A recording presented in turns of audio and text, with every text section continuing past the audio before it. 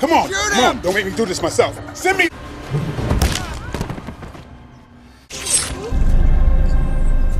John Falcon Chapman is a United States Marine Corps veteran who suffers from post-traumatic stress disorder.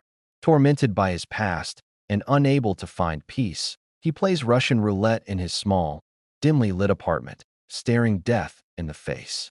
The chamber clicks empty, and he exhales sharply, his hands trembling as he sets the gun down. Seeking a distraction, he heads to a nearby convenience store for a pack of cigarettes and a bottle of cheap whiskey. Moments after entering the store, two masked robbers storm in, waving guns and shouting demands. Chapman, standing in the middle of the chaos, remains unfazed. "Do it," he growls at one of the gunmen, stepping closer. "Put the gun to my head. Pull the trigger." The robber hesitates, unnerved by Chapman's dead-eyed stare. Growing impatient, Chapman swiftly disarms the criminals, taking them down with brutal efficiency. The store clerk, shaking with fear, thanks him as sirens wail in the distance. Chapman simply nods and walks out before the police arrive. Later, he meets with his sister, Cindy, who has briefly returned to New York for a wedding. Sitting at a small cafe, Cindy looks at her brother with concern. "You're not taking your meds, are you?" she asks, narrowing her eyes. Chapman smirks, but says nothing. "John, you can't keep living like this. You need help." She sighs, shaking her head.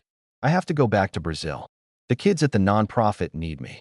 Chapman studies her face, sensing her reluctance to leave him, but he only nods. Days later, Chapman gets a call from Manny Ridley, an old friend and a diplomat stationed in Brazil. His voice is grave. "John, it's Cindy. She's in bad shape."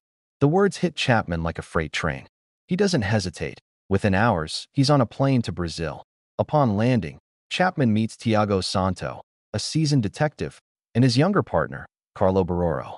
No witnesses have come forward, Santo explains as they drive through the city. "But we'll find who did this. I promise." Ridley, seated beside Chapman, warns him, "Stay out of the favelas.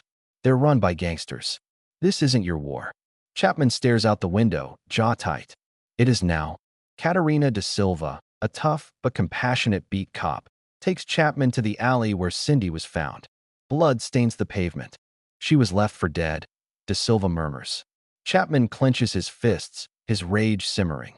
At the hospital, he sits beside Cindy, whose face is bruised and swollen. An Asian nurse enters, adjusting her for. Moments later, Cindy convulses violently. Chapman yells for help. Doctors rush in, but the nurse is gone. "We don't have any Asian nurses," a doctor later tells him. Ridley's expression darkens. "Could be Yakuza," he speculates. "Japan has deep roots here." Chapman returns to the favela, looking for answers. He spots a man wearing Cindy's necklace and, without hesitation, grabs him, slamming him against a wall. Before he can do more damage, Da Silva intervenes. "Wait, he's a friend of hers," she shouts. The man, shaking, explains that Cindy gave him the necklace before she vanished. He hands over her torn journal. Later, Chapman carefully uses carbon paper to recover a faintly written phone number. He calls it and meets a photographer who reveals Cindy was investigating a human trafficking ring. When the man refuses to share proof, Chapman pickpockets a flash drive from his pocket. The photographer barely gets a step away before his car explodes, killing him instantly. Realizing the stakes, Chapman arms himself. He infiltrates a nightclub known for Yakuza ties, dismantling security before cornering a Brazilian smuggler. "Who do you work for?" Chapman growls. "Hiramoto," the man gasps. "Please." Chapman knocks him unconscious. Later, Ridley confirms the documents Chapman retrieved are fakes, exposing a scheme involving kidnapped girls from the favela being sold into prostitution. Meanwhile, Santo leads a bloody raid on the favela, massacring drug dealers. One of his officers stumbles upon a Yakuza kidnapping in progress. Instead of intervening, Santo coldly shoots his own officer and later demands a higher payout from Hiramoto. Chapman follows the trail to a high-end Yakuza brothel. Inside, he takes down gangsters with ruthless precision.